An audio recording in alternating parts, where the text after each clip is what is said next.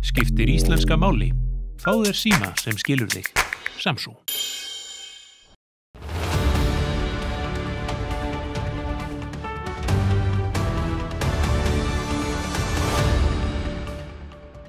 Komið sæl og velkomin í Spursmál, föstudaginn 14. febrúar, sjálfan Valentínusardaginn. Ég vil byrja því að óska Víkingum í Reykjavík til hamingju með glæsilegan sigur á hinu gríska liði Panathinaikos 2-1. Leikurinn fór fram í Helsinki, það var í raun heimavöllur íslenska liðsins af því að við megum ekki og getum ekki spilað á völlunum okkar hér heima í svona stóri keppni. Ef þeir vinna síðan Grikkina úti þegar því kemur, þá eru þeir komin í 16 liða úrslit. Okkur tjáð að Víkingar séu nú þegar búin að vinna sér inn 1 milljarð króna í tilefni þessa mikla afreks. Ef ekki að heyra örstutt liðslægið hjá þeim. Mér sagt að þeir spilað alltaf þegar þeir skori mark í Víkinni. Þetta ansi gott. En við ætlum að fara hér auðvitað yfir stóru málin í dag. Mér langar til að nefna við ykkur að Morgunblaðið hefur síðustu daga og mbl.is sömuleiðis fjallað mjög alvarleg mál í íslensku skólakerfi. Hólmfríður María, blaðamaður hér á Morgunblaðinu, hefur leitt þá umræðu eins og fyrir daginn þegar kemur að menntakerfinu og það búið að varpa núna ljósi á algjört ófremdar ástand í Breiðholtsskóla. Þar allt í hers höndum út af íslenskum dreng og hópi drengja frá Arabaríkjunum sem að standa með honum í því að halda öll í heljargreipum. Skólastjórnendur hafa tjáð sig við Morgunblaðið og foreldra leið og það ljóst að það verður að grípa til stórra og alvarlegra aðgerða varðandi þetta ástand til þess að tryggja öryggi og velferð barnanna sem að þennan skóla sækja. Það hins vegar ekki allir á eitt sátti við það að Morgunblaðið skuli fjalla þetta. Skólaþróunarspjallið sem að ég hef stundu gert að umræðu efni hér sem Facebook-vettvangur fólk sem hefur áhuga á þróun í skólamálum, hann fer mikinn og sérstaklega skólastjóri Laugarnesskóla. Hann heitir Björn Gunnlaugsson og hann segir að það sé ósiðlegt af fjölmiðlum að fjalla þetta mál og vitna til foreldra sem að segja farir sínar og barnanna ekki sléttar. Hann vill eins og fyrir daginn í umræðum skólamál einskorða hana við kennar og skólastjórnendur eins og þetta kom okkur hinum ekki við. En sem betur fyrir eru öflugir fjölmiðlar á landinu, öflugir blaðamenn sem að taka þessi mál fyrir, skoða þau ofan í kjölinn og vonandi eru síðan stjórnmálamenn og yfirmenn í skólakerfinu reiðubúnir til að taka á þessum málum. Hvet ykkur til að fylgjast með þessari umfjöllun sem heldur áfram á síðum blaðsins og MBL næstu daga. Og enn meira af umfjöllun Morgunblaðsins. Ég hef undanfarna daga unnið að frétta umfjöllun sem birtist fyrst í blaðinu hjá okkur núna á fimmtudaginn og varðar hið svokallaða Byrlunamál. Ég fékk Pál Steingrímsson skipstjóra til mín hingað á þennan vettvang í liðinni viku þar sem hann ræddi málið út frá sínu sjónarhorni en það hefur aldrei komist almennilega upp á yfirborðið. Fyrst og síðast vegna þess að inn í þetta mál tengist Ríkisútvarpið, heimildin, eða öllu heldur forvera þess, kjarninn og stundin og blaðamenn sem að því tengjast. Þeir hafa legið á gögnum sem ekki hafa komið fyrir augu almennings fyrir nú. Og við erum að draga upp mynd af þessu máli heildstætt í blaðinu næstu daga. Fyrsta greinin komin inn á mbl.is, næsta frétt mun birtast í Morgunblaðinu á morgun og svo næstu dag á eftir. Þetta mál í raun lyginni líkast en tengist alvarlegum veikindum sem að Páll varð fyrir í maí 2021 og eftirleiknum af því öllu saman. Reyfarakennt en allt byggt á þeim staðreyndum og þeim gögnum opinberum sem að við höfum aflað okkar síðustu daga. Hvet ykkur til að fylgjast með því. Hér eftir örskamma stund Brynja Dan Gunnarsdóttir, bæjarfulltrúi Framsóknarflokksins í Garðabæ og eigandi Extraloppunar og Jens Garðar Helgason, oddviti sjálfstæðismanna á þingi fyrir Norðausturkjördæmi, þau ætla að ræða fréttir vikunnar. Þegar við höfum lokið því tali öllu saman kemur hingað Eldur Ólafsson sem gullgrafari á Grænlandi. Hann birti mjög merkilega grein í Mokkanum hér í morgun stöðu Grænlands, Bandaríkjanna, Danmerkur og Íslands og ætla að fara yfir þau mál með honum. Í lok þáttarins ætla ég síðan að ræða sérstaklega styrkjamálið svokallaða Flokk fólksins sem að fékk 240 milljónir úr ríkissjóði í trási við lög. Og hingað kemur Einar Geir Þorsteinsson lögfræðingur sem að lagði orði í belg í þessari viku það mál og hann ætlar að ræða það frá forvitnilegri hlið. Fylgist með. Vantar þig nýtt skrifborð?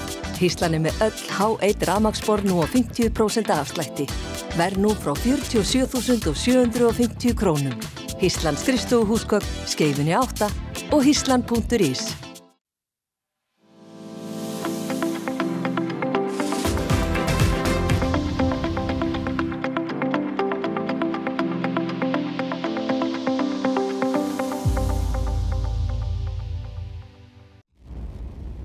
Við höfum ekki hannað rafbúnað í eldflaug, en við getum það. Lota.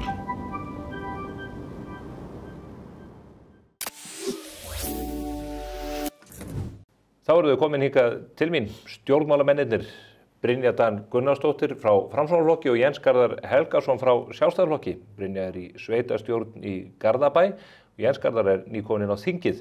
Og áður en við tökum hér spjallið pólitíkina og fréttir vikunar, þá ætlum við að keyra hér í gang svona, bestu senurnar úr stefnuræðu forsætisráðherra og eftirleik hennar niður í þinginu á mánudag. Gjörðu svo vel. Nýtt verklag lýsir sér meðal annars í því að labba ekki inn í ráðuneytinu og spyrja hvernig hefur þetta alltaf verið gert? Það var eitthvað Flokks fólksins sem bað ekki mikið. Svipað á Kalli í sögunum Kalla og Selgeirsgerðina vildi flokkurinn bara fá að vera með. Við ætlum að taka til svo almenningur njóti góðs af. Endur innrétta samfélag sem hefur alla burði til þess að vera fyrir alla landsmenn. Setja almannahagsmuni fram að sérhagsmunum. Og eru það almannahagsmunir að ganga erinda heildverslunar í að breyta réttri skilgreiningu á hvað ostur og lækka toll á innfluttar iðnaðarafurðir sem eru í samkeppni við innlenda hreina matvælaframleiðslu. Tilgangur minn og hugsjón skýr. Ég hér til að berjast gegn fátækt þannig að ekkert barn þurfi að líða skort vegna aðstæðna sem það ræður ekki við. Annar þessara flokka var stofnaður á stofugólfinu hjá stoltum öryrkja, baráttu konu á miðjum aldri sem lögblind og fékk ekki agnarögn af forréttindum í meðgjöf. En ég segi við sjálfstæðismenn, kveinið bara, farið í öll þau setuverkföll þetta inni sem ykkur sýnist. Ríkisstjórn Kristrúnar Frostadóttur mun stöðva kjaragliðnun milli lífeyris og launa því það réttlætismál.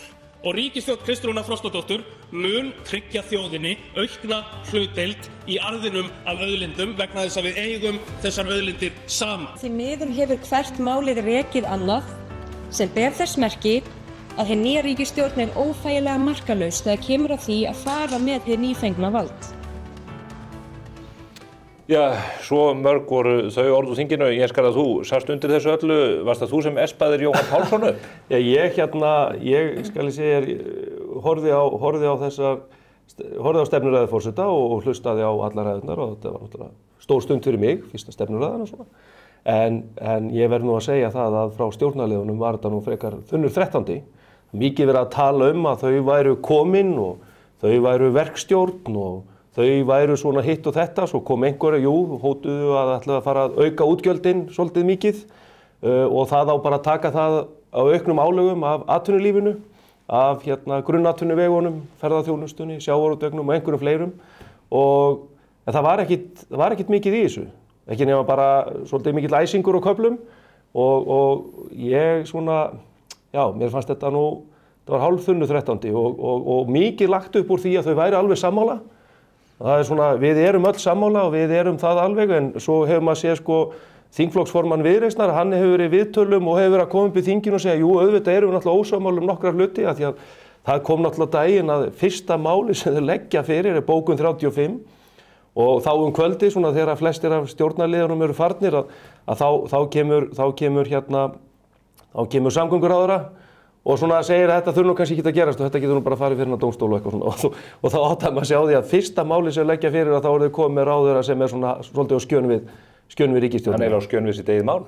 Já, svolítið. Þetta var svolítið komist. Sigmar Guðmundsson sem þingflokksformaður Viðreisnar, hann fer upp í pontu undir liðnum störf forseta og Já, hann í lok þinglokin og til þess að árétta það að menn getur nú verið ósammála sem var alveg í þversögn við stefnuræðu forsætisráðherra og fleiri að hér væri komið verkstjórn sem allir væri sammála.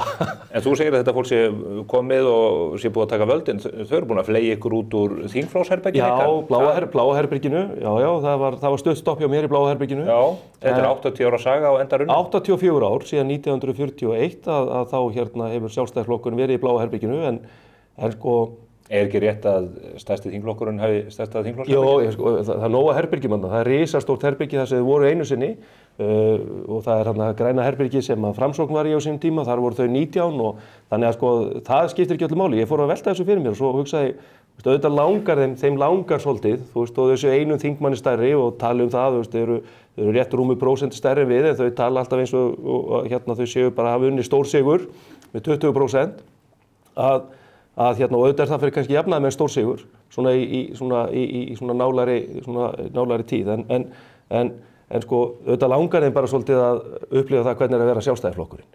Og ég svona hugsaði, það ekki bara það, en svo áttaði mig á því að sko, flokkur fólksins þarna bara hinum megin við ganginn og sko, þau geta ekkert verið hinum megin í húsinu.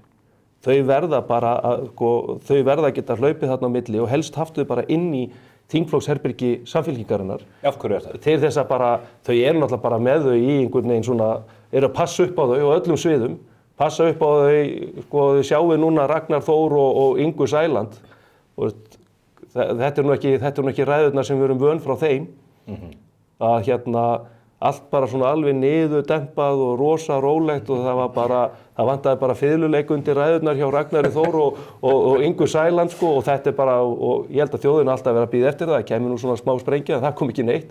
Það er greinilega algjörlega búið að reyna svona hafa heimil á þeim og það er náttúrulega það sem að Samfylkingin vill gera, það er bara geta hoppa þarna á milli herbergja til þess að stýra því að þetta fari í eitthvað rugl sko.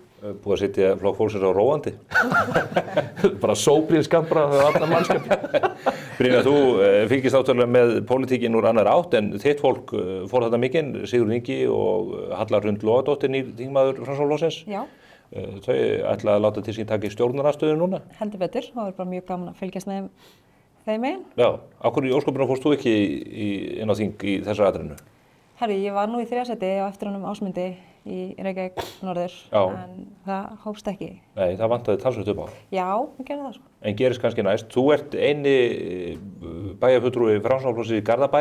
Er það svona einmannalegt í þessu mikla vígi Sjálfstæðisflokksins?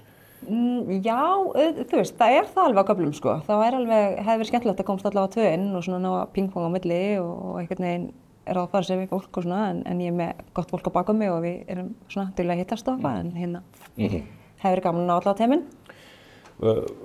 Oddviti Framsóknarflokksins í Reykjavík hefur náttúrulega verið mikið í kastljósinu. Hann mætti hér í dagmálaviðtal hjá okkur í þar síðustu viku og í kjölfarið sprakk bara meirihlutinn og það virðist allt í klessu í borginni.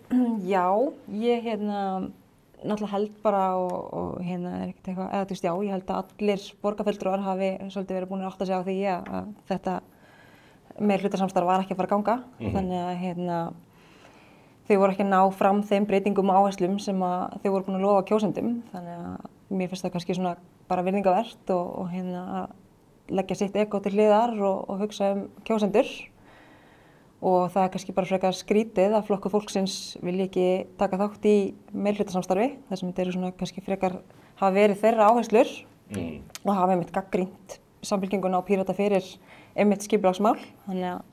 Skipulagsmál, flugvallamálin, samgöngusáttmálan og allt þetta? Já, þannig að maður bara sjá hvað gerist, en hérna... Heldur að dagar Einars nafna míns séu taldir í borgarstjórnarstólnum? Heldur að, hvað kallaði þessi, kryddpíurnar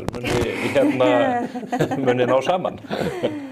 Hvers konar kryddblanda er þetta eiginlega? Ég bara veit það ekki, náttúrulega bara er ekki í þessum hóp og sitja ekki þess að fundi, en hérna... Maður bara, ég veit ekki neitt, frekar en þú sko, en hérna, mér finnst þetta allavega svona, já, mér finnst þetta virðingavert að einhvern veginn vera til í að fórna tjekkanum eins og hann orðaði það og stólnum svona til þess að reyna að ná fram einhverjum breytingum sem er búið að lofa.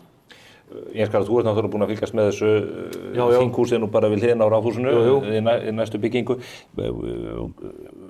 Misreiknaði Einar sig ekki. Maður upplifir þetta þannig að hann og Hildur Björnsdóttir og Helga Þórðardóttir hafi einhvern veginn búin að innsigla þetta með Þórdísi Lóu í Viðreisn síðan hafi bara komið babb í bátinn.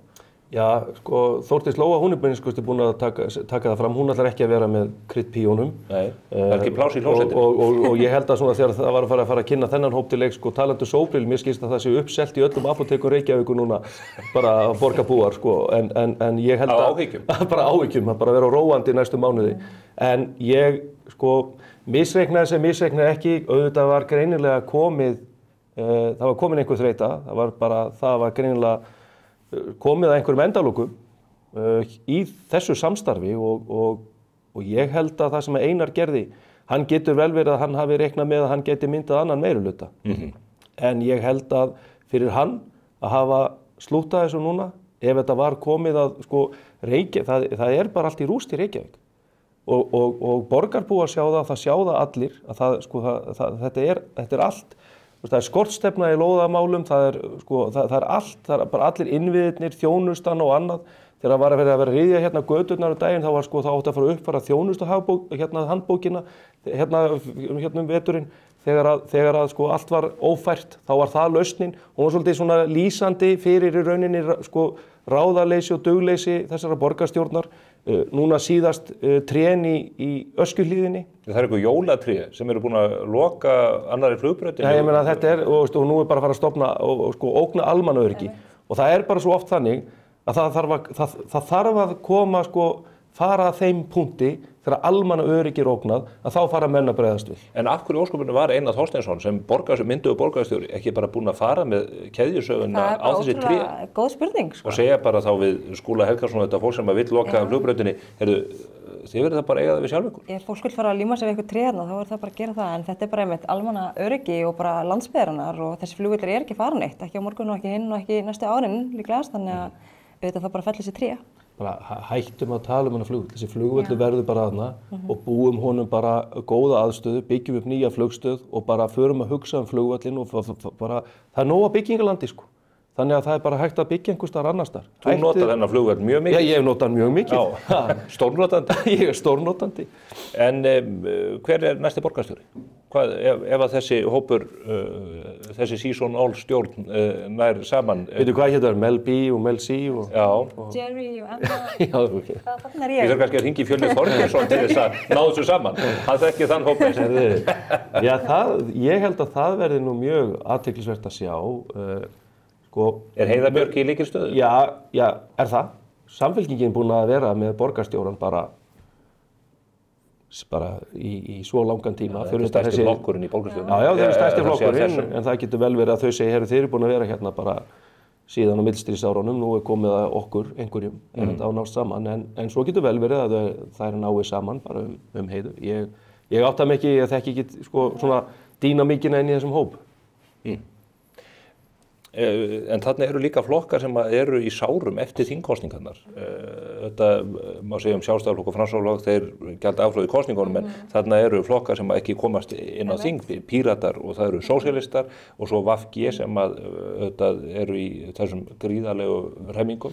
Er þetta ekki bara lífspursmál fyrir þessa flokka að ná einhverju völdum í borginni til þess að staðfesta tilvist sína? Og maður spyr sig ef þeir voru kosnir, eins og bara VG mitt út af þingi, bara eiga þetta eitthvað erindi í borgarstjórastóli eða, þetta er alveg svona, maður spyr sig. Já, það allavega eru, þetta eru 15-16 mánuður allavega frá kosningum, ég kann nú ekki að telja svo nákvæmlega, það er orðið mjög stutt í að gengi verið til sveitarstjórnarkosningana.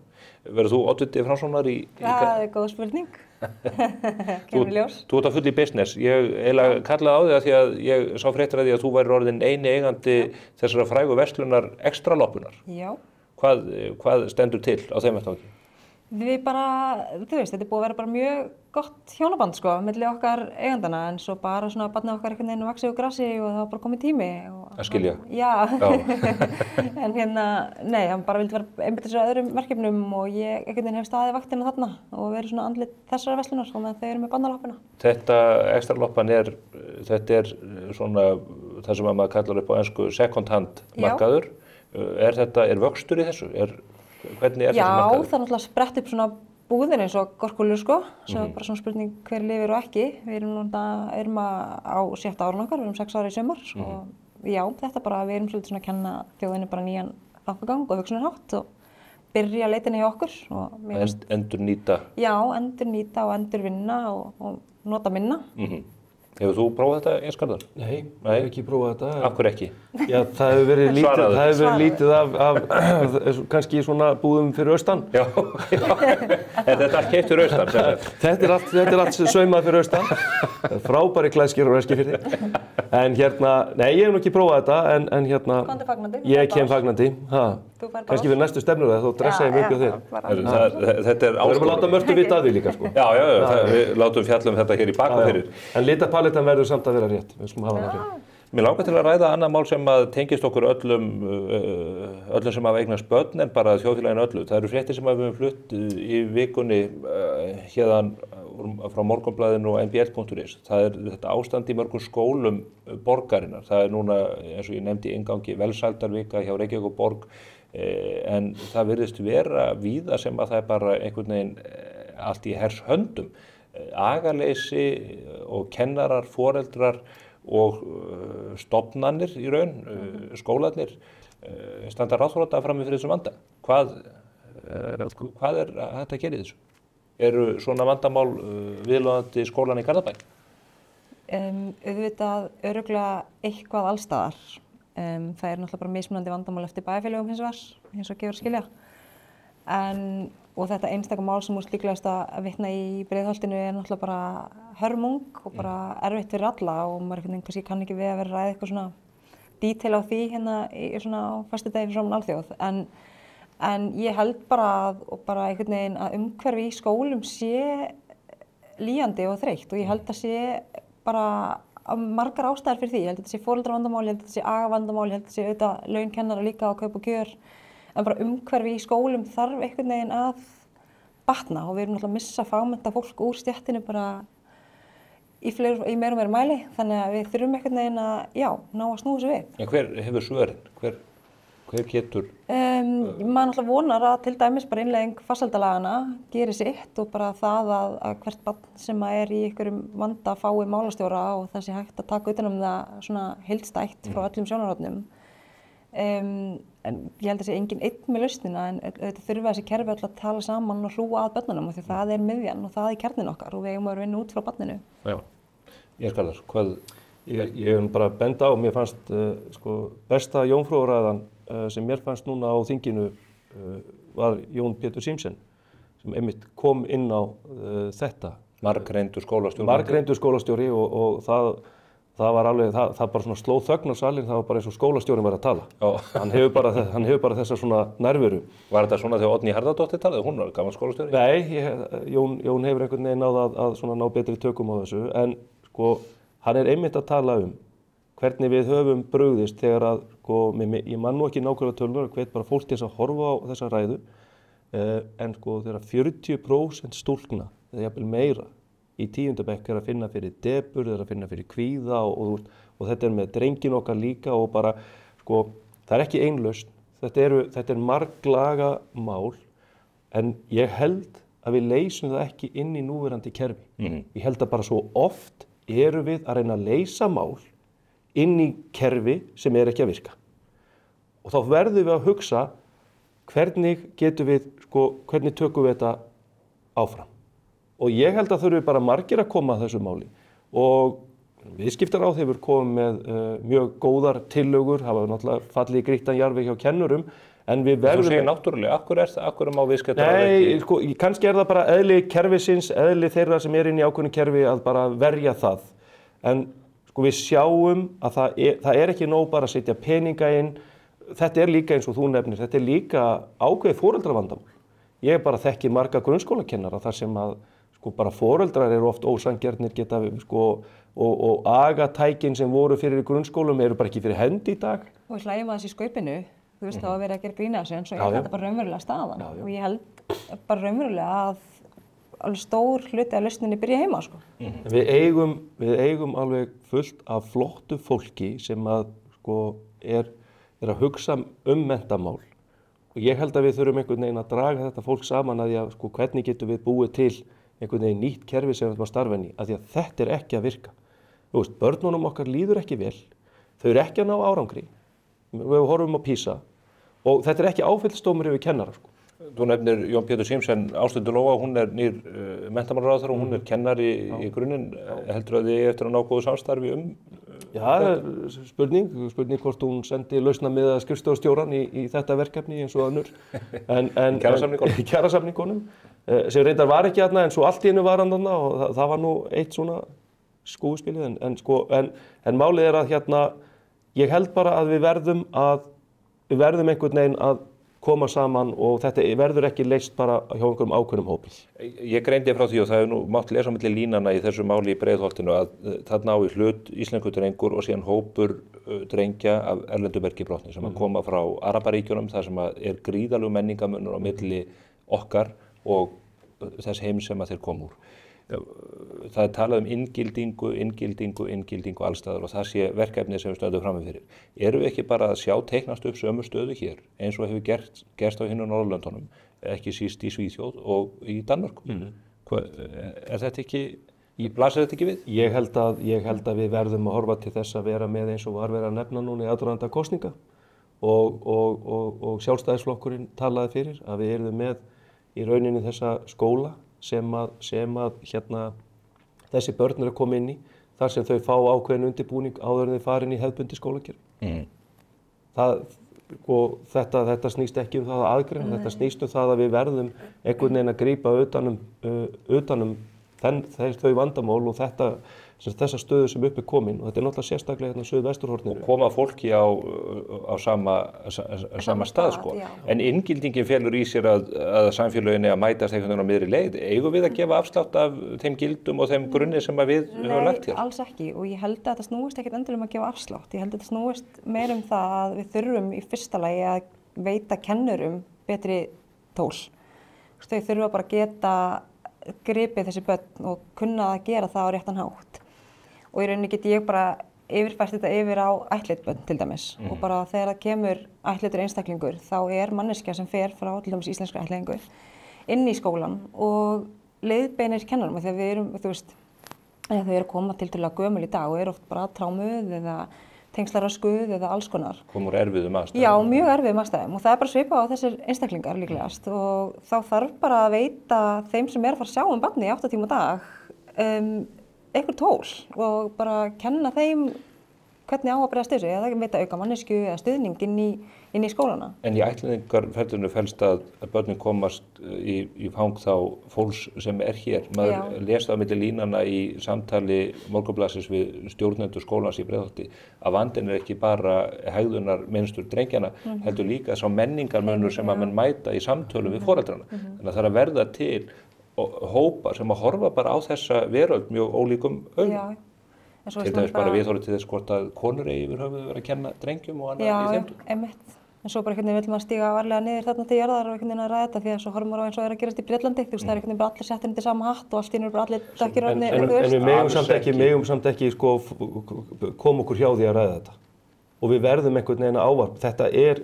Það eru svona atvik að koma upp. Þetta er að gerast. Þessir árekstrar eiga sér stað. Og ítreka leið að það má ekki dæma alla og að það verður að gæta. En við verðum samt að ræða þetta. Og við erum bara með dæmin fyrir framan okkur hjá nágrönnum okkar í Norðurlöndum. Og hvernig ætlum við þá sjá hvernig þróunin hefur verið þar? Hvernig ætlum við að bregðast við? Og hvernig ætlum við einhvern veginn að ná tökum á þeim áskorunum sem við erum að horfa á? Og það gerum við með því að gera ekki neitt. Við gera ekki neitt. Rétt. Við erum að reyna að leggja allavega eitthvað mörku hér og í umfjöllun okkar í blaðinu þessi mál. Jens Garðar, þú nefndir jómfrúrræðu Jóns Péturs Símsens, kollegaðins í Sjálfstæðisflokknum. Þú hlutir líka jómfrúrræðu? Heldur betur. Það kom mér persónulega ekki óvart um hvað hún fjallaði. Ég er búinn að þekka þig svo lengi. Hún hlaut að fjalla jarðgöng. Já, hún hlaut að fjalla jarðgöng. En sko, já, ég ákvað að fjalla aðeins það er náttúrulega búið að vera ákveðin kyrrstaða í jarðgangamálum á Íslandi. Hálfan áratug hefur ekki verið. Já, við opnuðum Dýrafjarðargöngin núna fyrir 5 árum síðan. Já, það er hálfur áratug. Já, hálfur áratug, já, rétt. En sko, fyrir 5 árum síðan opnuðum við síðustu göng. Auðvitað áttaði mig alveg á því. Maður verður náttúrulega alveg að vera sanngjarn. Inn í þetta kemur COVID, Grindavík og annað. Fjármunir hafa verið að streyma í önnur verkefni. En samt sem áður hefur þetta verið þannig að við erum einhvern veginn ekki að sjá fram á við sem að fara að hefja gangagerð og þá horfum maður til Færeyinga sem eru núna búin að tengja saman 92% af íbúunum með stórum neðansjávargöngum, jafnvel með hringtorgum neðansjávar og annað. En maður sko að gerfinhattamyndir af Færeyjum þá er þetta eins og að horfa á þverflöt. Já, en það er sko, hvernig hafa Færeyinga gert þetta og hvernig eru við að gera þetta? Færeyingar eru það sem ég var að leggja til og við myndum skoða og ég ætla að koma með þingsályktun tillögu að við myndum skoða að fara sömu leið og Færeyingar. Færeyingar eru með Tunnil partafélag, það er opinbert félag sem heldur utan gangagerðina í Færeyjum. Þeir fjármagna sig hjá erlendu lífeyrissjóðum, bara lífeyrissjóðum kennari í Bandaríkjunum eða eitthvað, til 60-80 ára, mér skilst á alltaf bara 2% vöxtum og byggja þessi göng. Og það er náttúrulega rukkað í göngin. Þú kaupir eitt passa og það gildir í öll göng. Ég held að við verðum og ættum að skoða það að stofna Jarðgangafélag Íslands að færeyskri fyrirmynd og sækja þessa fjármögnun og ég held að við ættum að skoða það að taka núverandi göng, setja þau aftur, setja þau inn í félagið, byrja að rukka gjöld, koma tekjustreyminn á stað og sko þetta er ekki bara á Austfjörðum og Vestfjörðum, þetta er á Norðurlandi og þetta er hér á Suðurlandi líka, það þarf að tvöfalda Hvalfjarðargöngin. Og þetta er ekki einhver gæluverkefni landsbyggðarmanna að gera jarðgöng. Þetta snýst að auka útflutningsverðmæti, þetta snýst að styrkja samfélögin, stytta leiðir og þetta er þjóðhagslegur og efnahagslegur sparnaður en þetta hefur og fyrir utan í rauninni hvað þetta gerir fyrir samfélögin. Sjáum bara Siglufjörð til dæmis, hvað Héðinsfjarðargöngin bara breyttu Siglufjörði sem samfélagi. Og þar vantar núna göng yfir fljótin? Já, ég meina það er eitt af, ég meina vegurinn og annað og það vantar göng og við verðum bara að fara að hugsa hvernig ætlum við að gera þetta af því að við erum eins og næg önnur verkefni, brýr sem eru sko löngu komnar á tíma, stoppbrautir og annað sem við verðum að fara að horfa á. Þannig að ég vil minnskosti að við skoðum þetta alvarlega, hvort að við ættum að fara þessa vegferð. Láta bandaríska kennara fjármagna þetta fyrir okkur. Það líst mér vel á. Brynja, inn í þessa umræðu fléttast auðvitað umræðunum blessaða borgarlínuna og samgöngusáttmála höfuðborgarsvæðisins sem á að kosta 311 milljarð og mun enda í 600 milljardum, þið eru það fyrst hér. Hvernig horfa þau mál við? Er þetta að fara í gang og mun þetta heppnast? Verður maður ekki bara að vona það? Ég hef allavega enga ástæðu til að halda að það heppnist ekki og bara þetta er eitthvað sem er bara mjög þarft og brýnt og ég held bara, já, það sé bara sameiginlegt hjá öllum flokkum að vilja að þetta gangi vel. Þetta að bæjarbúar í Garðabæ séu dús við að greiða brúsann eða borga brúsann fyrir þetta? Við bara tökum þátt eins og allir aðrir. Já. Það ekki? Nei, ég veit það ekki. Það er búið að skikka okkur til þess og það er bara... En maður getur ekki annað, þetta er svona útvarpsgjaldi bara. Já, þú veist, svona líka við. Hvað, ef við spáum aðeins inn í helgina, nú það mikið að gerast í pólitíkinni, það er aðeins rólegra yfir stjórnarheimilinu heldur en fyrstu vikur stjórnarinnar, það er þessi mál í borginni. Hvað mun dúka upp hér í næstu viku sem að ég mun taka fyrir að vikuleiðinni, ef ég fæ ykkur til að líti í spátumskúlun? Já, það er náttúrulega núna fyrir að líða kjördæmaviku og svo er landsfundur Sjálfstæðisflokksins, þannig að ég geti nú trúa því að hann yrði fyrirferða mikill hjá þér núna í næstu vikur. Í varamannin? Varaformannin? Já, ég heyrðu, þitt nafn hefur nú verið nefnt hér á síðan blaðsins sem möguleiki hefur. Jú. Það er allar komið tveir í formannin. Ég byrja á að spyrja, allar í formannin? Nei. Þú ætlar ekki í það? Nei, ég ætla ekki í formannin. En það er verið að þrýsta á þig í varaformann? Já. Og ég núna er kjördæmisþing Sjálfstæðisflokksins í norðaustur kjördæmi á morgun. Þar ætla ég að fara og hitta mitt fólk og mitt bakland. Er það á Akureyri? Það er á Húsavík. Húsavík, já. Og þannig ég flýg norður á eftir. Og ég ætla þar ætla ég að ræða við mitt fólk og mér finnst að þetta sé ekki bara ákvörðun sem að ég tek einn, ég vil gera það með mínu baklandi í norðaustur og þannig að ég er svona, já, er bara að skoða þetta. Svo ég svona... Íhuga málið. Svo ég stytti þessa langklokku þína. Þú ert opinn fyrir þessu. Já. Tilkynnist ekki hér með þess að... Nei, það er komið í tísku að tilkynna í svona þáttum hvað menn ætla ekki að gera. Já, það er ekki þannig, en málið er að, sko, það er náttúrulega, núna er, sko, ég held að varandi varaformaninn, það liggur ekkert á held ég fyrir fólk að vera að gefa þetta út strax. Nei. En það styttist í fundin og stefnir í gríðarlega stóran fund heyrismanni. Það stefnir í mjög stóran fund í Laugardalshöll. Já, það eru bara misskilst að þessu biðlistar út allt í félögunum. Það er að vera eins og heilbrigðiskerfið. Já, en það er bara jákvætt. Þetta verður hátt í 2000 manna fundur. Já. En ertu ekkert að heyra í Einari Þorsteinssyni? Ertu ekki með neitt skúp fyrir okkur borgarmálunum? Ég heyrði nú í konunans áðan, svo sem. Nei, allur verður samt ekki ennþá að ræða þessi mál eftir viku. Það verður ekki komin meirihluti? Já, fólk er að taka sér heldur langan tíma í alls konar hluti þessa dagana. Ríkisstjórn og, já. Í stað þess að láta vaða. Já, þú veist, það ekki bara gott að hugsa sér vel allavega. Það það sem við gerum hér við þetta borð, það að láta vaða. Takk ykkur kærlega fyrir komuna, Jens Garðar og Brynja Dan. Hér eftir örskamma stund, Eldur Ólafsson, gullgrafari frá Grænlandi. Hann birti grein í Morgunblaðinu morgun sem ég ætla að ræða við hann Það varðar Trump, Grænland, Danmörku, fágætismálma, gull, nikkel og silfur og sitthvað fleira.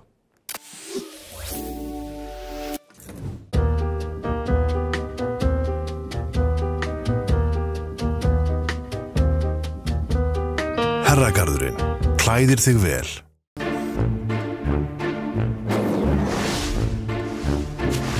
Hvern langar þig að hitta í dag? Henning Eymundsson. Við hjá Steypustöðinni erum stolt af því að hafa hlotið hvatningaverðlaun Creditinfo fyrir framúrskarandi árangur í sjálfbærni 2024.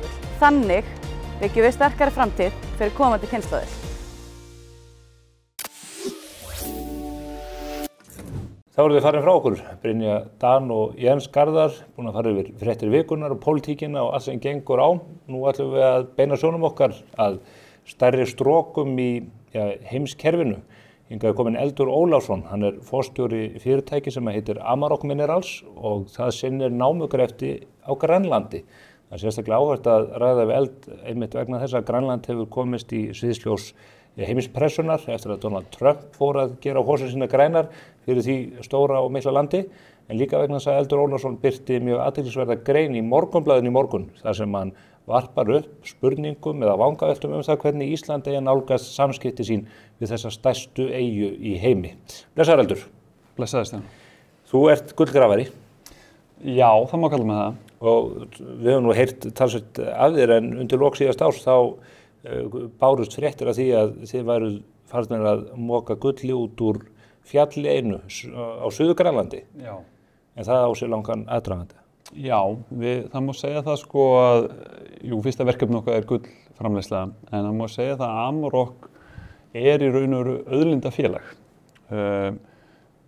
Fyrst þegar við byrjuðum í Grænlandi, og það er gaman að segja bakgrunn af því að þá fyrir það hafði unnið í Kína. Þar byggði ég hitaveitur, tók þar við hitaveitur sem Geysir Green hefði verið að byggja og við byggum til félag sem hétta Orka Energy. Svo komst nú eitthvað fréttirnar hérna á sínum tíma og seinna nú ber þannig félagnafnið Arctic Green Energy. En meðan ég var í Kína þá áttaði ég mig á því að í þessu stóra verkefni þar sem voru stóra hitaveitur, þá áttaði ég mig á því hversu mikil áhugi Kínverja var á bæði Íslandi og ég verð að viðurkenna að ég áttaði mér aldrei almennilega af hverju það var. Risastórt sendiráð hér með tugum starfsmanna. Nákvæmlega, það var númer 1 og gríðarlega stórt sendiráð og ég held að á þeim tíma var þetta stærsta sendiráð Kínverja í Norður-Evrópu. Þeir sendu til Íslands allskyns erindreka, Wen Jiabao var nú þeirra stærsti og hann var til vitnis undirritun á samningi sem við gerðum þá í Orka Energy við Sinopec sem var ríkisólífyrirtæki í Kína.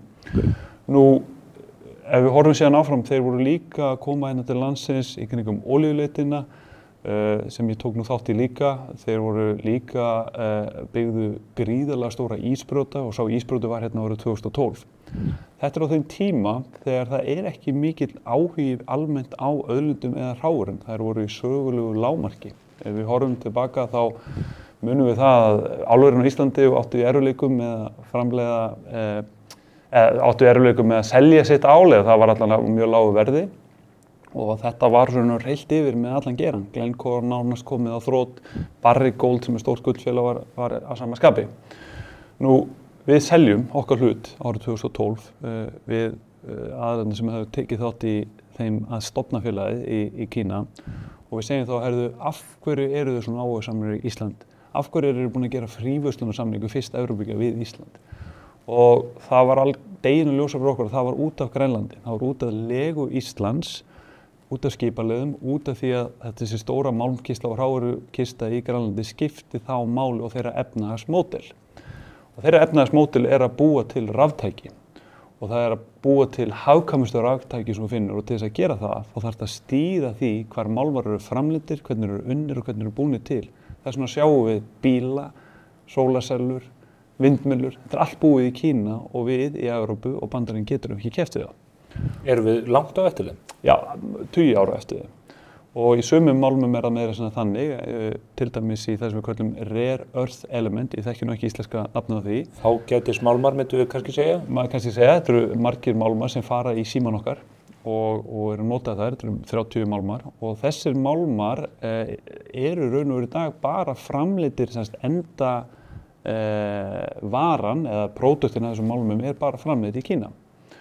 Ef við horfum síðan til þess sem að gerast í dag, mörgum árum seinna og við horfum á þessa vangaveltu Trump, þá hún ekki ný af nálinni. Því að mér langar að segja á bilinu 2015 til 2020 á þessum árum, þá gera Kínverjar sig líklega að fara í stórar innviðaframkvæmdir í Grænlandi. Nú, þeim hratt ýtt í burtu og sagt nei, þið fáið ekki að gera það. Þeir gera sig líklega til að byggja stórar námur. Það líka stoppað. Hvernig það gert? Það Danir sem gera það? Það raun og veru, já, það eru Danir sem fjármagna þá Grænland, en það eru þó líka Bandaríkin sem fjármagna Grænland í gegnum varnarsamvinnu og það eru dönsk fyrirtæki sem þjónusta Bandaríkin sem fá þá hægina því, alveg svo við þekkjum á Íslandi í gegnum varnarsvæði sem var á Íslandi. En þessar fyrirætlunum Kínverja, hvernig var það stöðvað? Var það gert með regluverkið, inngripur stjórnvalda? Það var inngripur stjórnvalda, já, og þá var það hvernig það átt að fjármagna flugvalla, til dæmis flugvallabyggingar og hafnabyggingar. Þetta hefur verið leið Kínverja að byggja upp innviði og ná sér þannig veita lán til þess og komast þannig í stöðu til þess að láta ríki skipta sér máli. Nú, ef við horfum svo okkur næri tíma og við horfum á utanríkisstefnu Bandaríkjanna sem hefur alltaf verið skýr í þessu og í þessari greinminni þá reyni ég að finna mynd sem sýnir raun og veru Norðurpólinn. Þegar við horfum á Norðurpólinn þá horfum við alltaf efst á kort. Það getur verið svolítið gott að horfa niður á Norðurpólinn og fletja út kortið. Og þá, þessi mynd sýnir, hún sýnir það eru tvö ríki sem horfa beint á hvort annað, það vissulega ís á milli, en það eru Bandaríkin og Rússland. Og Rússlandsmegin eru ótal herstöðar, þar eru 20 ísbrjótar og það siglingaleið. Kólaskaginn með öll kjarnorkuvopnin og allt það? Nákvæmlega, og þar eru líka þeirra nýjasti floti og þess að floti, þetta er raun og veru eini flotin sem þeir komast að sjó og hinum megin það í Úkraínu sem þeir voru að reyna að komast að sjó, þannig að það hefur verið vandamál Rússland að þeir eru raun og veru landlokt. Nú það hefur líka verið vandamál Kínverja að koma vörum sínum í gegnum svæði þar sem Bandaríkin eru með herstöður út allt. Þannig að þessi siglingaleið og það hafa möguleikann til að brjóta í skiptir Kínverja og Rússa gríðarlega miklu máli sem á hernaði geta. Hinum megin hafa Bandaríkjamenn reynt að segja við Dani og Evrópubúa og Kanadamenn að við þurfum að hafa sömu getu, það er að segja norðvestur ísleiðina sem raun og veru bara hinum megin á móti. Og þar eru til 1 eða 2 ísbrjótar. Eldgamlir og þeir hafa raun og veru engu getu til þess að geta gert það sem þeir þarf að gera á þeim endanum. Það upp með Kanada og svo Grænlandi? Já, framhjá Grænlandi þeim megin. Þannig að þú ferð öðru hvoru megin framhjá Grænlandi hvort sem það er. Ísland auðvitað hann í líkil staðsetningu til þess að verja okkur gagnvart einhvers konar mögulegri árás sem ég svo sem ekki að segja sé, en það líka bara varðandi flutninga og aðra hagsmuni sem skiptir ekki miklu máli.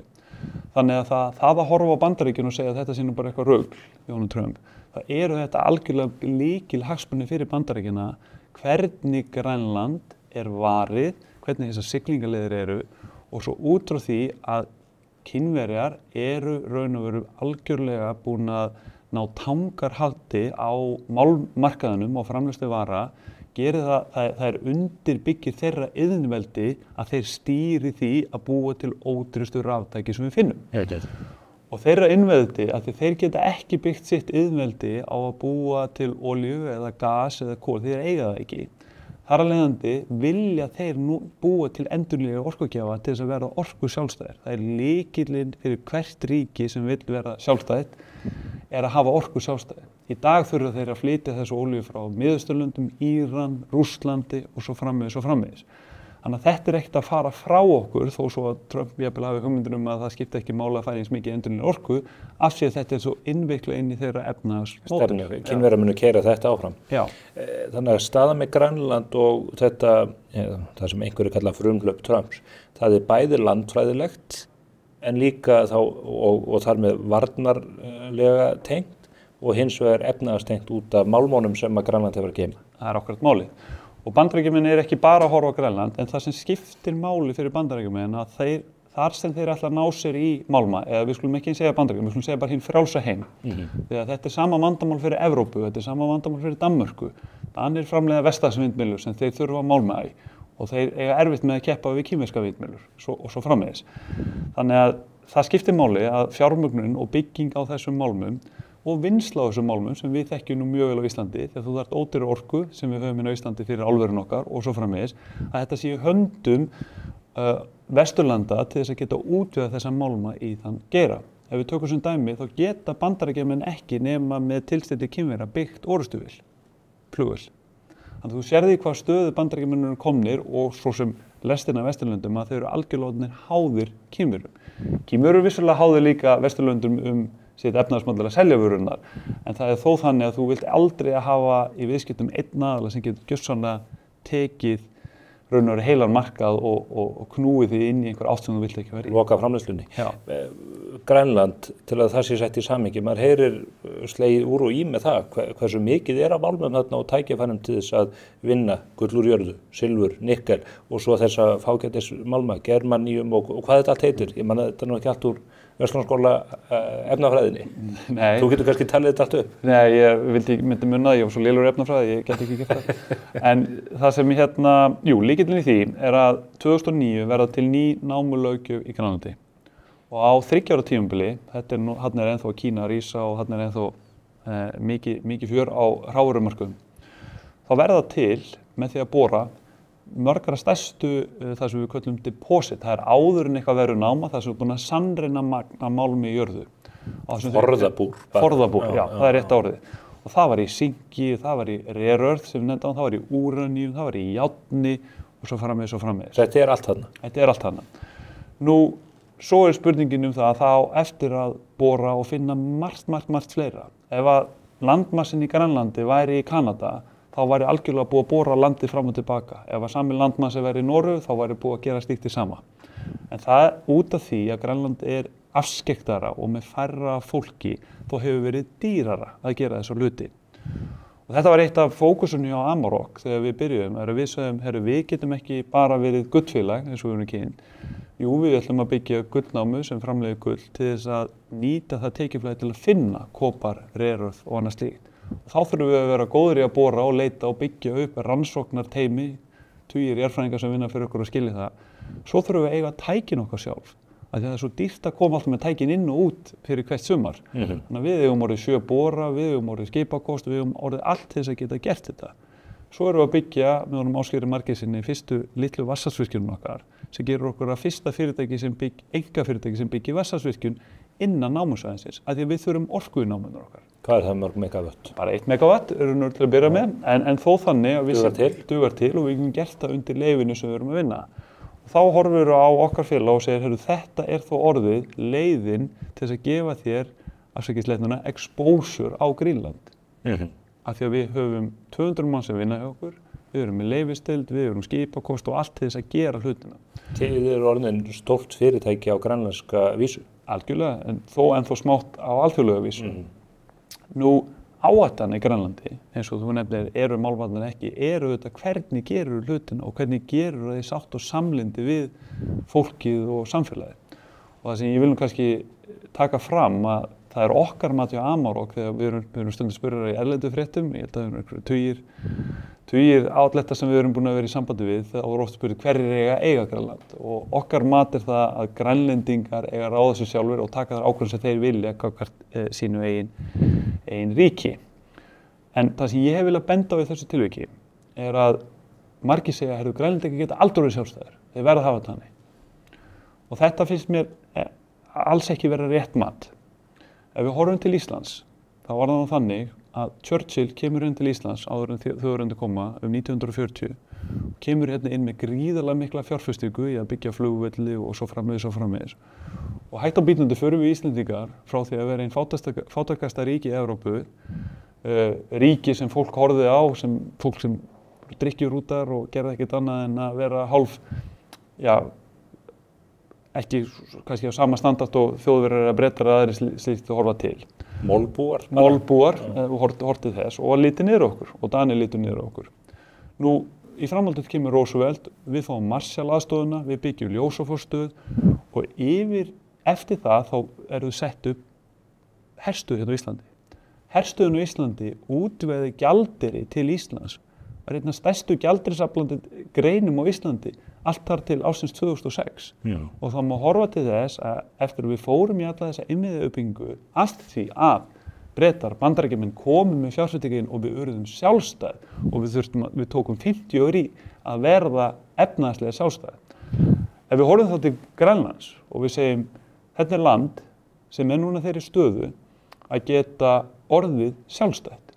Út af efnahagsbreytingum, út af verðmætasköpun innan ríkisins. Nákvæmlega. Þeir geta hortið þess að byggja upp iðnaðarkenningu málmneyslu sem byggir upp innviði. Þeir geta hortið þess að bjóða upp á að vera með land til varna innviða fyrir Bandaríkjamenn og ef við skulum segja NATO og þeir geta hortið þess að styðja við siglingaleiðir í kringum Grænland þó aðalega vestamegin.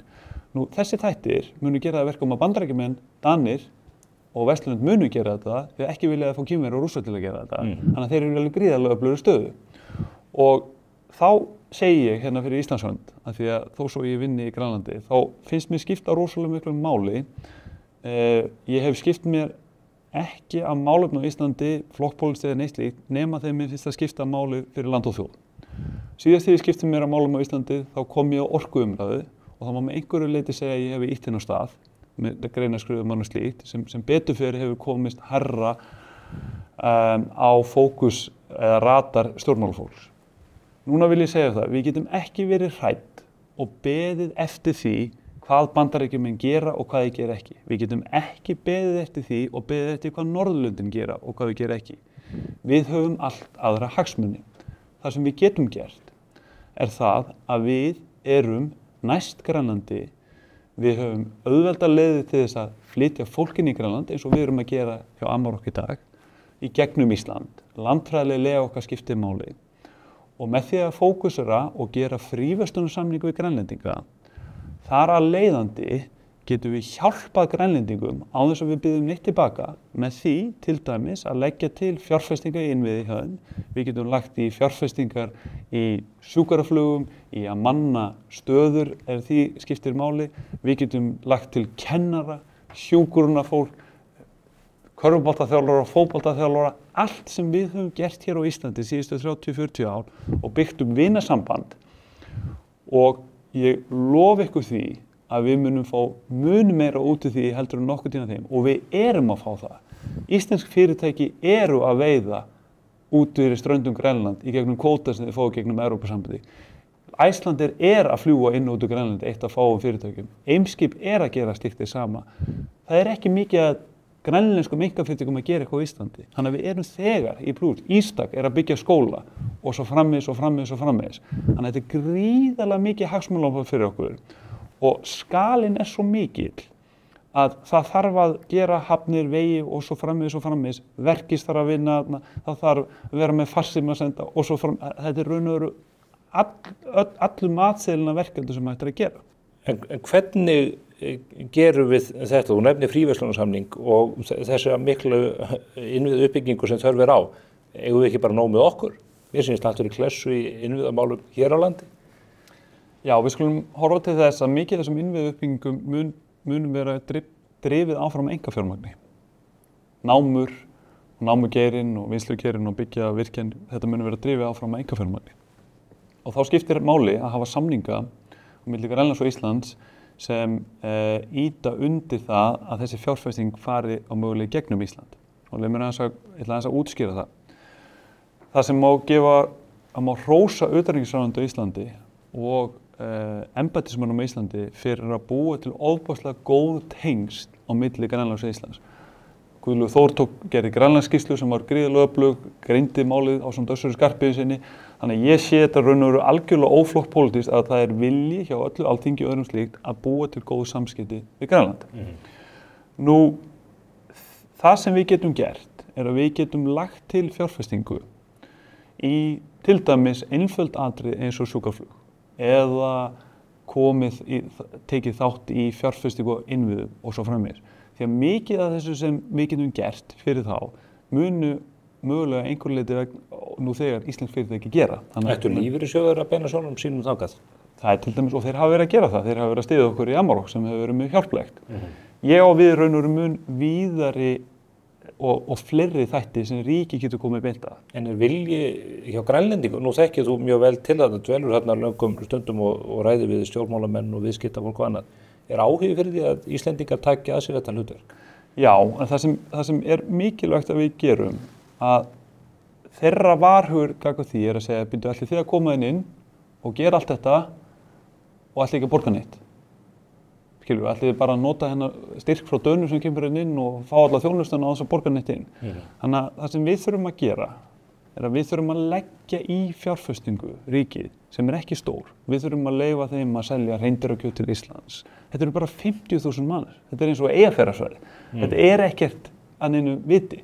Við þurfum að opna háskólan okkar. Við þurfum að bjóða þeim hingað eins velkomin við getum gegnum alls konar prógram sem við erum að gera. Við erum í þróunaraðstöð í, held ég, Malaví eða Afríku. Við erum í alls konar fjárfestingum sem eru þó ekki eins mikilvægar fyrir okkar eigin hagsmuna eins og að fara í fjárfestingar í Grænlandi. Það gagnkvæmari ávinningur af því að ýta undir uppbyggingu Grænlandi heldur en í Afríku. Algjörlega. Fríverslunarsamningur, þú nefnir það fyrirbæri. Hafa menn teiknað upp einhverjar slíkar hugmyndir eða hefur þetta verið ámálgað innan stjórnkerfisins í utanríkisþjónustunni eða annars staðar? Það hefur verið gert, bæði Katrín Jakobsdóttir gerði raun og veru vilja yfirlýsingu að koma að fríverslunarsamning og það það er ekkert einfalt mál en ég held að listi Grænlands í 2 blaðsíður, þannig að þetta er ekki flókið. Það er tvísköttunarsamningur á milli landanna. Það eru alls konar samningar nú þegar út af Norðurlandasamstarfi. Það sem ég vil meina við getum gert er að við getum rammað þetta inn. Það bæði sýnir signal til Bandaríkjanna og Evrópu að við erum hérna komin til þess að taka þátt í þessu. Svo eru litli hlutir sem ég geti nú hjálpað stjórnvöldum með sem skipta mjög miklu máli það hvernig fjármagn flæðir inn í Grænland. Nú skal ég útskýra það betur. Þegar við byggjum verkefni í Grænlandi þá 50-70% af fjárfestingunum okkar fólk. Það að flytja fólk til að moka skurðinn eða bora hóluna og svo framvegis. Launið þeirra, tíma þeirra, kampurinn, það ekki gröfurnar og allt þetta sem eins og fólk heldur oft. Og það ekki til nægilega mikið af fólki á Grænlandi til þess að gera þetta allt. Þannig að við þurfum nú þegar að flytja inn meir en 50 manns í hverju mánuði. Og það Icelandair sem flýgur í hverju mánuði fyrir okkur og nýtu þess. Og svo framvegis og framvegis og framvegis. Þannig að ef að okkar kerfi hjálpar til dæmis við það að skrá inn fólk hérna á Íslandi sem hefur getu til þess að vera í námafræðslu eða innviðaframleiðslu sem kemur kannski frá Austur-Evrópu eða hvaðan það sem og hjálpar Grænlendingum í því að ýta undir það að þeir geti farið þá sömu leið og Íslendingar hafa farið á síðustu 30 árum.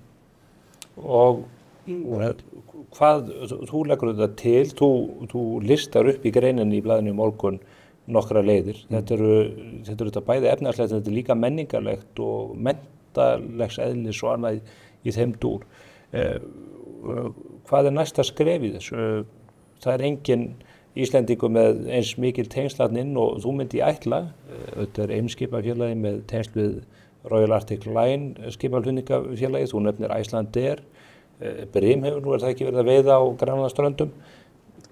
Hverjir eru það sem að munur hrinda þessu úr vöru? Það Þorgerður Katrín? Já, þetta var eðlilegasta og fólk í utanríkisráðuneytinu þarna í þessum viðræðum og við getum hjálpað til. Við höfum samið við erum eitt stærsti leyfisveitandi í Grænlandi, við höfum samið við Grænlendinga í langan tíma og þekkjum vel til og það þarf að gera þetta ákveðinn hátt. Og þessi þættir sem hún nefndir hérna áðan eins og menning, listir, trjáplöntun, samstarf sauðfjárbænda Suður-Grænlandi og Íslendinga. Þetta skiptir líka máli. Við þurfum að byggja undir fólkið, alveg svo að byggt undir okkur Íslendinga á menningarlegum forsendum og mynda þetta vinasamband. Þetta eru óbáslega litli peningar sem koma hratt tilbaka og ef við náum að styrkja þetta samband þá svo mikill áhugi frá Bandaríkjunum og Evrópu og Danmörku á því að skipta máli þarna og talandi Kínverjum og öðru slíku að Ísland getur verið í kjörstöðu sem jafningi hliðin á Grænlandi að hjálpa þeim. Þá getur Þorgerður valið það að gera betri EES-samning við Evrópusambandið af því að þetta mun skipta það máli. Þá tel ég að það sé hægt að gera samninga við Trump fríverslun til Bandaríkjanna út af því að þetta skiptir það máli. En við þurfum að sýna í verki að við erum tilbúin að gera þetta, tilbúin að leggja til fjárfestingu. Þá mun opnast margar aðra dyr af því að við byggjum ekki neitt tilbaka. Það lykillinn. Bretar eru búin að núna reyna að semja fríverslunarsamning núna í 2 ár. Og þeir fara þessa breskuleið sem við vilja biðja allt hitt og allt þetta. Og það bara ekki rétt leið. Og við þurfum að horfast í augu það að við erum að fá meira út úr Grænlandi heldur en þeir eru að fá út úr okkur og vera þá tilbúin til að segja, hörru, nú þurfum við að leggja eitthvað til. Hvað stendur mögulega í vegi fyrir því og akkur að menn ekki gera þetta nú þegar? Eru fordómar í Grænlands hér og sem tækifærin sem þar líka?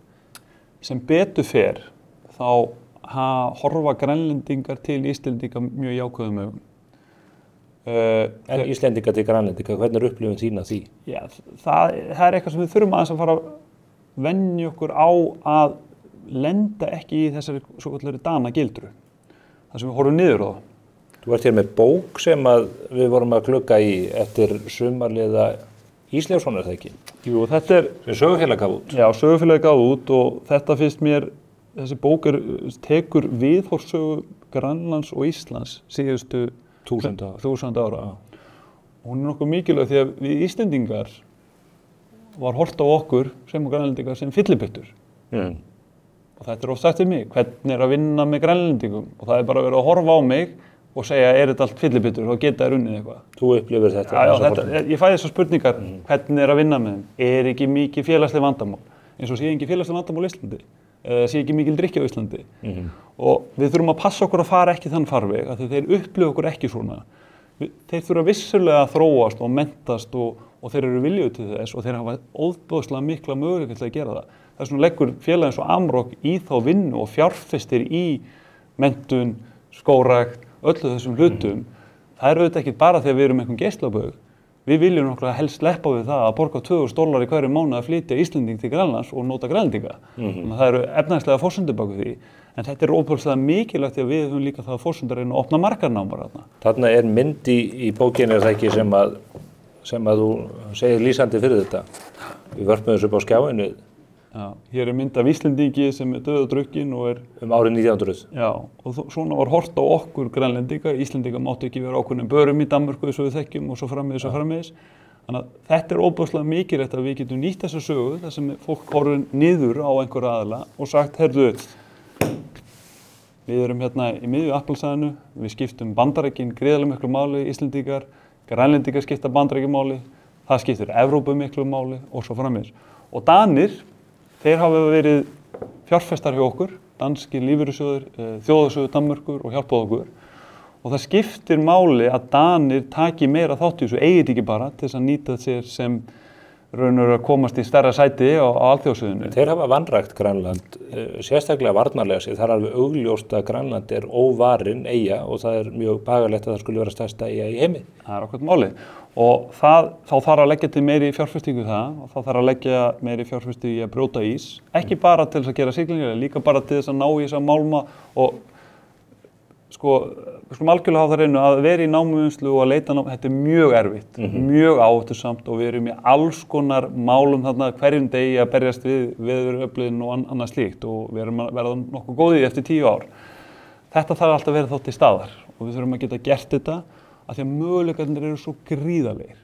Alveg svo þegar einhver horfa á Ísland 1940 og sagði þetta er nú bara einhver eldfjallega, það er ekkert hérna. Hvernig vildi það verið fyrir fyrsta aðalann sem byggði Straumsvík og sagði við ætla að fara að virkja hérna Þjórsá í 100 km fjalla og það er engin vegur og ekki neitt til þess að koma þessu yfir. Auðvitað var þetta jafn erfitt og við þekkjum það Íslendingar að vera í þessari stöðu og höfum þá gríðarlega möguleika til að hjálpa þeim, hleypa henni gegnum fólki gegnum Ísland til þess að fara að vinna hana, láta stofnunum okkar að vinna með stofnunum þeirra og svo framvegis og leggja til hjálp, getu og vinhug af öllum þeim forsendum sem við getum gert Og þar leiðandi byggir Ísland í utanríkisstefnu sinni gríðarlega sérstöðu til þess að semja aðra hluti gagnvart öðrum löndum því þið sjáðu alveg hvað að gerast.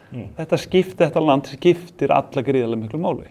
Ég hef skynjað á ferðum mínum Grænland þar sem að maður hefur hitt heimamenn að það eru fordómar í gegn Dana og ekki ástæðulausu. Þetta er sorgarsaga að mörgu leyti, ófrjósemisaðgerðir gegn konum og allskyns lík í lestinni sem að þar liggja eiginlega óbætt og annað þeimdur. Eru Danir að vakna upp við vonda draum? Og ég tala nú ekki þegar Trump segir ég vil kaupa bannsetta eyjuna. Já,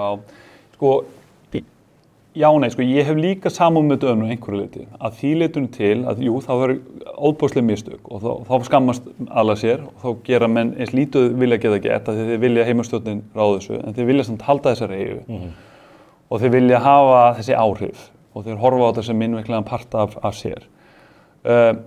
En vandamálið þetta fyrir dansk efnahagslíf, ef að það væri ekki fyrir Novo Nordisk, þá hefði dansk efnahagslíf væntanlega verið í kreppu síðustu ár. Aðalmarkaður Novo Nordisk, þess að þeir fá einhvern fjármagn, er Bandaríkin. Við getum hort á nærtakaradæmi hérna í Íslandi, það er fyrirtæki sem heitir Coloplast, sem kaupir fyrirtæki sem heitir Kerecis, vissulega fyrir frábæra uppfinningu, en ennþá fremur fyrir þá ótrúlega áhættusömu aðgerð sem Guðmundur Fertram og félagar fóru í að byggja upp sölukerfi í Bandaríkjunum. Þeir áttu ekki sölukerfi í Bandaríkjunum, af því að bandaríski markaðurinn skilar hvað mestu þegar kemur að heilbrigðisvörum. Þannig að ef að Bandaríkin segir, ef þið leggja ekki meira til þessa hluti eða gera ekki þessa hluti, þá getum við sett toll á eitthvað vörur frá Danmörku, þá er það markað myndi fletja út dansk efnahagslíf. Offitulyf og plástra. Nákvæmlega. Danir verða að bregðast við og þeir munu bregðast við, tel ég. Bandaríkir munu bregðast við, af því að það skiptir það máli. Hvað munu Bandaríkjamenn gera?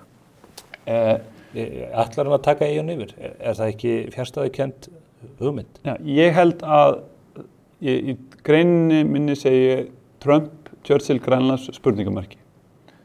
Ég tel að með réttum aðferðum og þar af leiðandi getur utanríkisstjórn Íslandi gert sinn þátt í því, við hjá Amarok líka, þá er þetta að benda Trump á sögu Ísland. Hvernig hann gæti til dæmis frelsað Grænland, eins og Churchill gerði.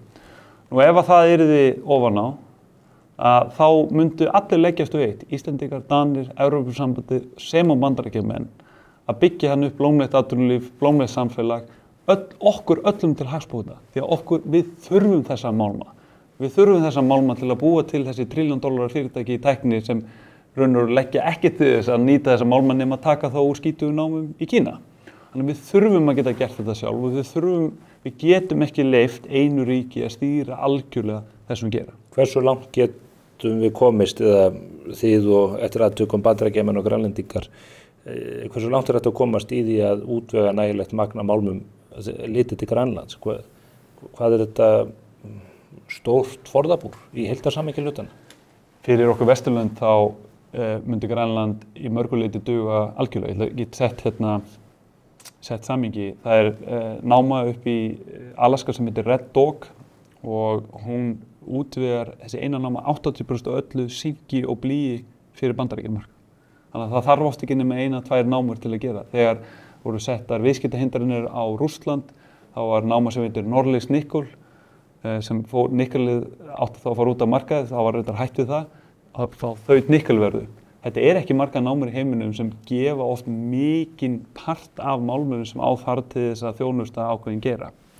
Þannig að Grænland er svo stórt og það er með svo mikið af möguleikum, jú, það er vissulega ís og það er lítið af fólki og svo framvegis, en þetta er það sem við Íslendingar kunnum og við erum að nýta okkur.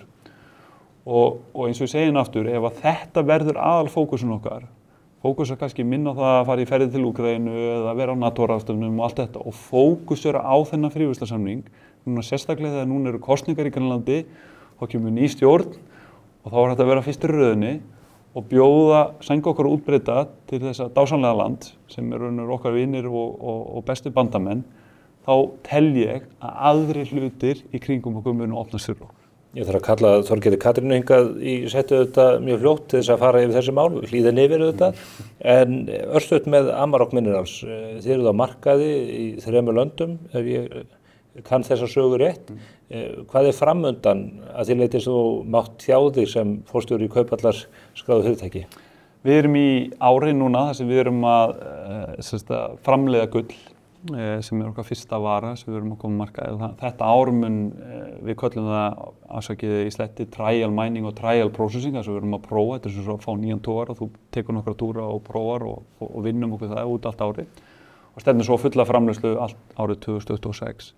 Við verðum að bora næsta sumar væntanlega einhvers staðar á bilinu 3-5 svæði, kopari, nikkeli, reröð. Við erum að verða búin að hanna fyrstu vatnsaflsvirkjun og svo þjónustufélag að verða tilbúið þar sem við tökum allar okkar eignir sem gríðarlega stóra fjárfestingar, borar og annað slíkt sem við munum tilkynna markaðnum bráðum sem þó til þess að Amarok getur ekki bara sinnt sínum verkefnum, heldur líka tekið þátt í verkefnum með öðrum aðilum í Grænlandi og mynda þá þetta, afsakið aftur í sleiti, þetta proxy fyrir Grænland, þar að segja að fólk getur fjárfest í okkur til þess að fá tengingu við málma eða orku eða þjónustu geirann í Grænlandi. Það svo margir neikvæðir þessa dagana að tala það svona einhver heimsslita orðræði í gangi út á Trump og framgöngunni þar. Þú bjartsýnn á framhaldið þó það hrikti í samskiptum annað. Þú sér bara tækifæri í þessu frekar en hitt. Já, það að því að við horfum til þess, þegar ég byrjaði þessu 2012, það vissi ég ekkert mæning og ég kunni það ekki. Taldi mig auðvitað að kunna og var mjög kókrustur með það eins og ég á kyn til. En staðreyndin svo ég vissi ekki raun og veru hvað ég var að gera. Mér var lánsamur að fá gott fólk með mér og í gegnum þessa 12, 13, 14, 15 ára reynslu þá erum við búin að læra það að byggja námu. Við hefum ábyggilega gert öðru sig, við myndum gera aftur. Við erum búin að læra það að vera að bora, við erum búin að læra að gera rannsóknarteymi og svo framvegis. Og það ekki margir sem gera þetta í dag. Við erum eina félagið á öllu Arctic-svæðinu sem byggði námu í fyrra.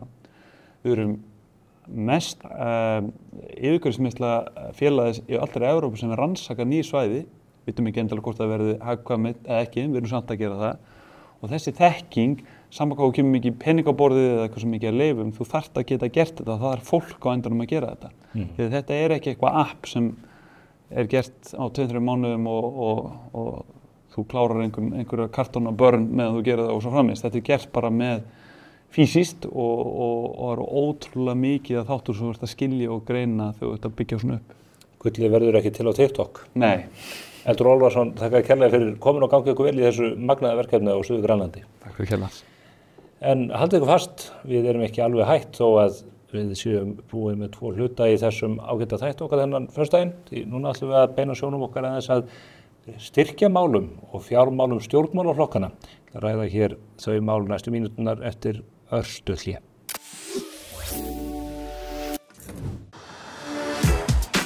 Þitt fyrirtæki með samning? Komdu í hóp 1000 ánægðra viðskiptavina. Bílaleiga Akureyrar. Ristnan á leiðinni niður. Gott eða slæmt? Cardio. Einfaldari útgjöld.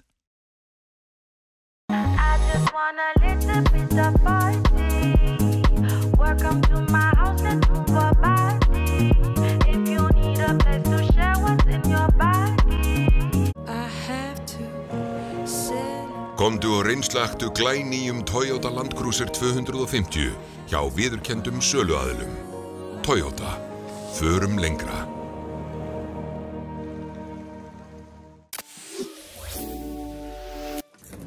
Eins og ég nefndi við ykkur hér rétt áðan, þá höfum við ákveðið að sleppa ekki tækinu af ykkur alveg strax, enda margt að ræða í pólitíkinu og reyndar á svo mörgum vígstöðum. Áfram hefur umræðan verið styrkjamál til stjórnmálaflokka og þá ákvörðun Daða Más Kristóferssonar, fjármálaráðherra, að endurkrefja Flokk fólksins ekki þær 240 milljónir króna sem að flokkurinn fékk ofgreiddar á árunum 2022-2024. Og ég rak augun hér á miðvikudaginn í ansi athyglisverða grein á miðopnu Morgunblaðsins eftir lögfræðing Einar Geir Þorsteinsson. Það var ekki annað að gera en að hringja í kappan og fá hann hingað í setti til þess að ræða efni og innihald greinarinnar og hvernig þetta mál blasir við honum. Blessaður Einar. Sælur og sæl. Ég nú byrja á því að þakka þér fyrir þessa grein. Hún kom mér í opnu skjöldu, þar að segja ég átti ekki von á grein úr þessari átt sérstaklega. Arnar Þór Stefánsson, lögmaður, hafði nú reynt að tjá sig þetta mál að einhverju leyti líka en menn stíga dálítið varlega til jarðar. Þú færir rök fyrir því að fjármálaráðherra eigi að krefja Flokk fólksins þessa fjármuni. Já, ég tel sko, bara ef við byrjum frá grunni með þetta mál, þá snýst þetta náttúrulega í grunninn þetta lög sem sett árið 2001 og varða styrki til stjórnmálasamtaka. Í lögunum kemur skýrt fram hvað skilyrði flokkar þurfa að uppfylla til að eiga rétt á þessum styrkjum. Það liggur fyrir að tiltekinn flokkur fólksins, hann uppfylla ekki skilyrði laganna. Og það í þessi 3 ár og gera þeir rauninni ekki enn. Svo staðan núna svo að upp krafa á hendur flokknum sem varðar eða það eru peningar fjármunir sem flokkurinn fær ranglega samkvæmt lögunum, ólögmætar greiðslur sem má segja. Og þá kemur það í fangi á nýjum fjármálaráðherra að taka ákvörðun hvað hann gerir við kröfuna. Og það sem ráðherra gerir, hann kallar þetta álitsgerðin frá 2 lögmönnum og sem gott og gilt og eitthvað sem rétt að gera í upphafi máls. Það ríkislögmaður annars vegar og svo Flóki Ásgeirsson, það ekki? Jú, einmitt. Og þessi lögmenn skila bara góðum álitsgerðum og ekkert úr þær að setja beint. Og þeir fara yfir málið og svo gefa þeir sína skoðun á því hvort ríkið að krefjast endurgreiðslu.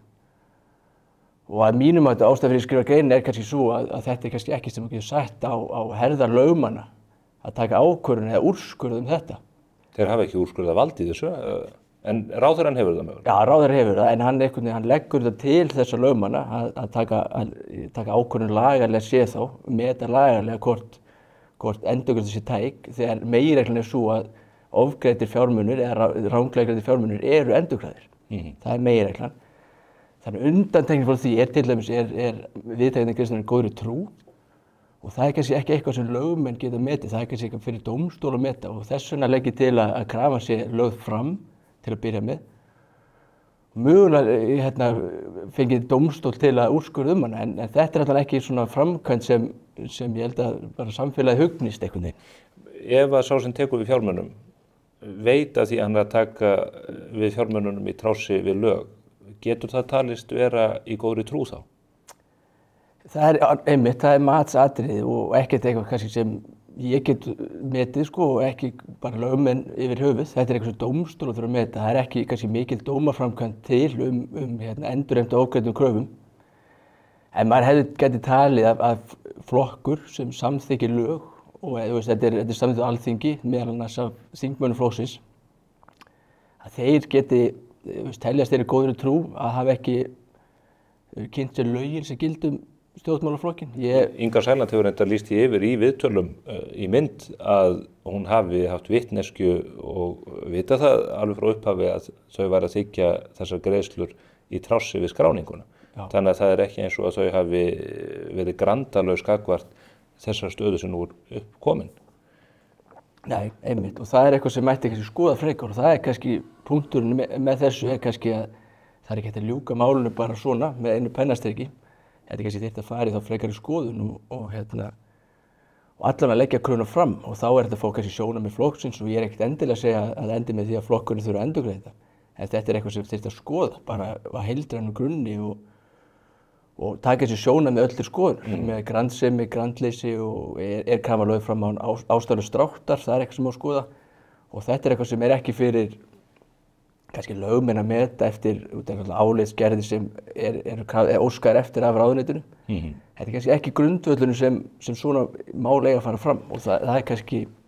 En eitt af því sem að lögmennir virðast nefna í þessu sambandi líka sem röksemd fyrir því að það er ekki endurkrefja Flokk fólksins um þessar greiðslur er það að fjármálaráðuneytið hafi ekki gegnt skyldu sinni lögum samkvæmt leiðbeiningarskyldu. Það er að segja að vera borgurunum til leiðbeiningar það hvernig þeir eiga að haga sínum málum. Stenst það skoðun á þínu mati? Það er náttúrulega eitt borgari og stjórnmálaflokkur, þetta er kannski annar hluti en samt sem áður er það þannig að með ofgreiðslur eru nánast oftast má rekja þetta mistaka þess sem greiðir. Oftast er þetta einhvers konar mistök en það hefur ekki verið talin ástæða til þess að fella niður ofgreiðslukröfu vegna þess að greiðandi gerir mistök því að oftast eru þessar kröfur komnar vegna þess. Þannig að það er ekki hluti af þessu heildarmati en það er ekkert eitt og sér ástæða til að fella niður kröfuna á nánari skoðunar að mínu mati og annarra ef maður séð. Hver væri þá réttur prósess að þínu mati? Hann þá sá að fjármálaráðuneytið geri einfaldlega endurkröfu á hendur flokknum, flokkurinn neitar að greiða og þá farið það fyrir dómstóla? Til að byrja með, þá tel ég að ráðherra ætti að leggja fram endurgreiðslu kröfu, síðan getur flokkurinn að sjálfsögðu komið með eitthvað sjónarmið eða röksemdir fyrir því að hann er ekki að greiða kröfuna. Mögulega væri þetta leysið þannig að hann uppfyllir lögin eftir á, ég þekki það ekki, það er eitthvað sem mætti skoða. Og þetta er alltaf fyrsta skrifið og ef sjónarmið kom ekki fram eða ef það er ekki hægt að leysa þetta með því að skrá flokkinn eftir á eða hvernig sem það er, þá náttúrulega bara leggja það fyrir dómstóla, óháðan dómstól sem myndi þá skera úr þetta ágreiningsefni. Það tel ég vera réttu leiðina. Eitt sem að maður velti fyrir sér í þessu sambandi er að Daði Már Kristófersson, hann er nýr ráðherra fjármála og efnahagsmála, stórt og mikið ráðuneyti. Hann kemur inn í ríkisstjórn eins og fólk þekkir, ekki reyndar, hann er ekki þingmaður en hann er varaformaður Viðreisnar. Embætti sem hann gegnir, og hann gegnir því umboði stjórnar sem er mynduð af flokki fólksins meðal annars. Eru vanhæfissjónarmið mögulega þarna uppi? Það er að segja, hann á allt undir því að flokkur fólksins heltist ekki á lestinni með einhverju móti, mögulega í tengslu við mála þessum tagi. Þetta er alltaf sjónarmið sem kom til skoðunar og þetta kannski ýtir ennþá undir það enn frekar að þetta ætti að fara fyrir dómstóla því að kannski ég get ekkert fullyrt hvort hann sé vanhæfur eða ekki en fyrir kannski það eru sjónarmið upp hvort þetta tengist, þetta er alltaf samstarf milli. Þetta er flokkur í stjórnarsamstarfi og ráðherra fyrir flokk í samstarfinu, þannig að augljóslega kannski upp á trausti að gera, þá væri kannski óháður dómstóll eða einhver annar aðili til að taka þessa ákvörðun, óháður hvort sé rétt eða ekki, þá er þetta kannski spurning traust og bara fyrir almenning. Almenningur sem kannski sér ekki, hefur ekki allar hliðar málsins, hann getur kannski ekki, hann getur hugsað þetta mitt, er eitthvað annað á baki en bara lögfræði, það opnar þau sjónarmið, það sjálfsögðu. Ef að þessi staði kemur upp að ráðuneytið krefði flokkinn greiðsluna, flokkurinn hafnaði, þá er það væntanlega á einkaréttarlegum grunni. En við höfum séð samtök skattgreiðenda, við fluttum fréttir af því hér í gær að þau hafa vísað málum til saksóknar að telja þetta einfaldlega refsibrot. Já. Eru það sjónarmið sem að þér finnst koma til greina? Það er annað mál kannski sko, þeir náttúrulega geta bara sem félagsamtök sett inn ábendingu og sko eftir að eitthvað verið skoðað og þeim ber væntanlega að skoða það mál. Getur þetta verið refsivert, við vitum að lögin eru þannig og það er kveðið á það í þessum lögum stjórnmálaflokkana að ef að flokkar þykir greiðslu sem að þeir eru ekki rétt á og þá getur það varðað fangelsi alltaf 2 árum. Já, ég lít kannski ekki á svo að það er við í þessu máli. Ég lít á þetta einfallega sem bara, þetta er hefðbundin bara raungreiðsla sem bara lútir reglum endurgreiðslu ofgreiddum kröfum. Þannig að þetta er í raun bara einkaréttarleg krafa þetta er bara raungreiðsla sem á sér stað og þá þarf bara að skoða, er grandsemi, er hún lögð fram án ástæðulausra dráttar, þannig að bera endurgreiðana eða er ekki skilið fyrir því út af undantekningum frá meirihlunni. En fyrir mér snýr þetta eingöngu það, en mögulega er einhver rannsókn, það er rannsókn í hvað fjármunni fóru eitthvað svona, en það er kannski annað mál og ekki eitthvað sem ég er búinn að skoða eitthvað sérstaklega. Og hefur ekki fjallað í þessari grein sérstaklega og ætla ég nú ekki að knýja dyr þau mál. En hvernig lítur þetta út svona lögfræðilega síðan nú þegar Daði Már hefur kveðið upp þennan úrskurð sinn sem að við þekkjum? Er einhver leið til þess að fá þetta endurskoðað? Er þetta í raun leitt í jörð bara með ákvörðun ráðherra? Þetta er náttúrulega kannski flókin stað út af því að þetta er náttúrulega aðila málsins það er ráðherra og svo er það þessi flokkur. Þannig að það er engin annar aðili í þessu máli og flokkun er ekki að fara óska eftir endurupptöku og þessar ákvörðun eitthvað svoleiðis.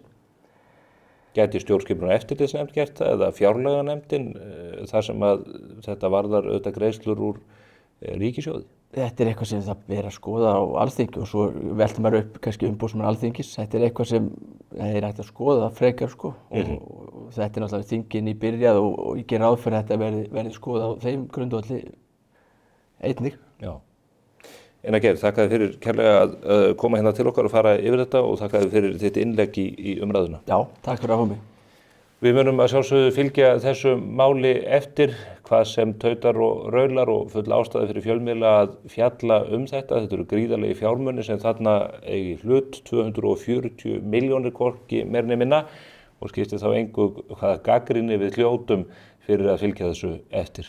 En spursmál verða ekki lengri að þessu sinni þennan föstudaginn.